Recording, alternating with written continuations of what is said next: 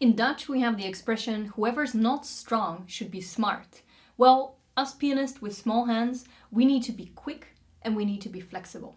Hi and welcome, I'm Elvire from the Dimitrov-Boulez Piano Duo. And today I'm going to teach you how to play these kinds of passages with large intervals without getting tired and without hurting your hands, risking injury. So here I have a passage of Einaudi's Almost June. It's from his newest album, and Einaudi has a lot of large intervals. He actually has very large hands, so for him this is not a large interval. But for me and for those of you who have small hands, this is quite a large interval. By the way, whoever has small hands, leave a comment below. So if somebody has large hands, whenever they're playing this kind of interval, this doesn't put their hands under tension. They can just relax their hands and play the notes, just as if us with small hands, if we would be playing a fifth, we can just be playing this interval with a relaxed hand.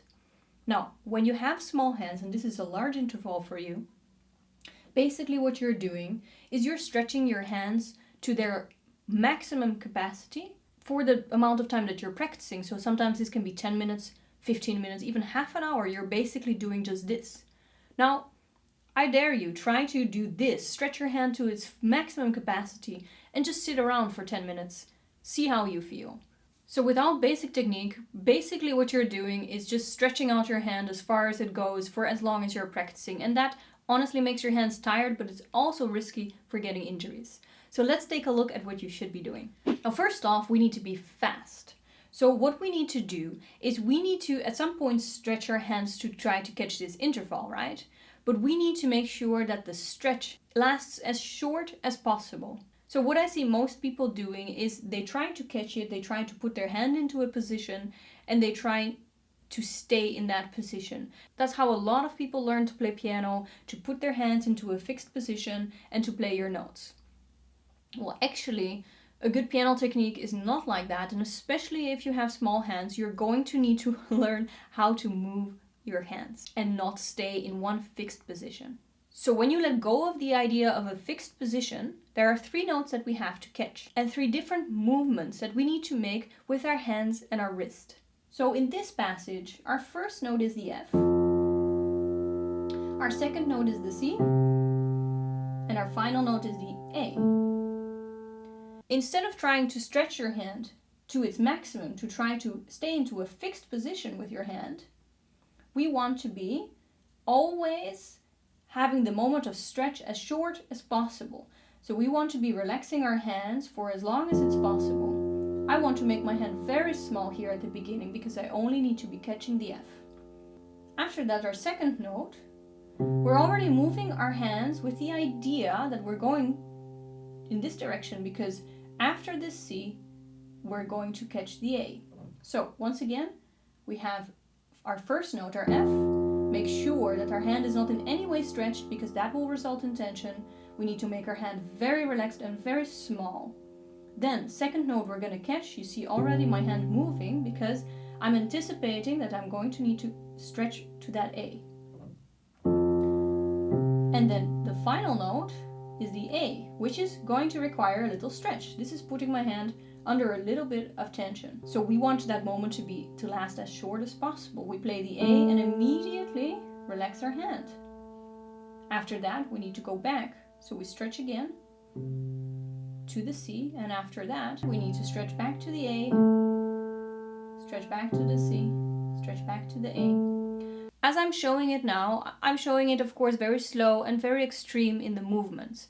Basically, what you want to do is you want to get out of the idea of a fixed position and you want to always keep your hand as small as possible and at the same time anticipate what direction we need to go to. Keep this moment of stretch as short as you can.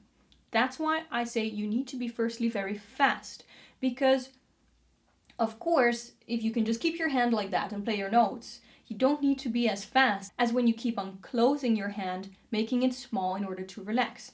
But that's all right. We just learn a lot of speed and we're going to be a lot faster than those lazy pokes with large hands. So let's take a look at the passage so far. We play our first note with a relaxed and small hand.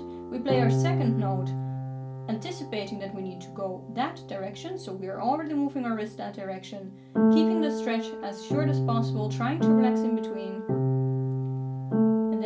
go back to the F, which means that we also need to move our wrist that direction again. So a large part of this is anticipating what direction we need to go in. And that brings me to my second point. We need to be flexible.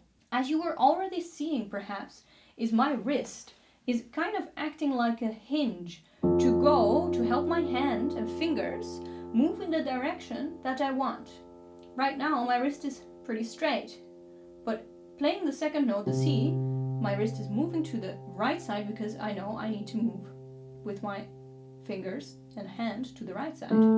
Back and forth. And here my wrist and arm move quite extremely to the left side because I need to catch that F, but I need to do it in a way that I'm not stuck like this, because this brings my hand under tension. So let's take a look at a different passage. This is from Natural Light, which is from the same album by Einaudi, and it's a very similar kind of passage, which means we'll be using exactly the same technique. So we start here with our G flat. We start with a relaxed hand, a quite small hand, so don't stretch it out. Do not put your hand under tension yet. We're starting with our wrist here. Then we play our second note with this, which is our D flat, already anticipating the movement upwards. You see the wrist also moved from this direction to this direction, playing our upper note, and this is the moment of stretch. So this is bringing my hand under tension. So we like to keep that as short as possible. You see that already I relax as soon as I'm there. When I go back, I relax as soon as I'm there. So what I see a lot is people doing this. Now this is stretching your hand. This is actually going to really hurt your hand.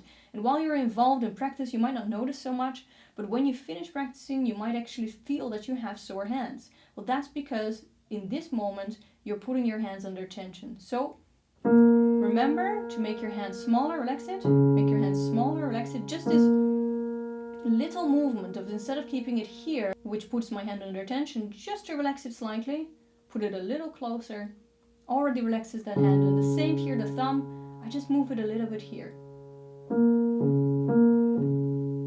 And here, when I go back to the G sharp, I move my entire hand, making sure my wrist is flexible to act as a hinge, helping me change that direction. And again, that thumb is not stretched because that puts my hand under tension. The thumb is nice and relaxed, keeping my hand small. So basically, your arms and wrist need to act as a hinge in order to change the direction of your hands and your fingers. And you need to be very fast because you need to constantly be relaxing that hand, making it smaller, and trying to keep that moment of stretching as short as you possibly can. So that was it for this video. I really hope it was helpful to you. I think you can apply it basically anywhere that you have large intervals. Just remember, let go of that idea that you need to put your hands in a fixed position. Basically, especially when you have small hands, but basically anytime you're playing piano, you want to have a good technique. Basically, a good piano playing technique means that you are flexible, your wrist is always acting as this hinge in order to help move your hands and fingers where they need to be. Okay, thank you so much for watching. Don't forget to subscribe. Don't forget to follow us on Instagram, Facebook, and TikTok. And we will see you next week again.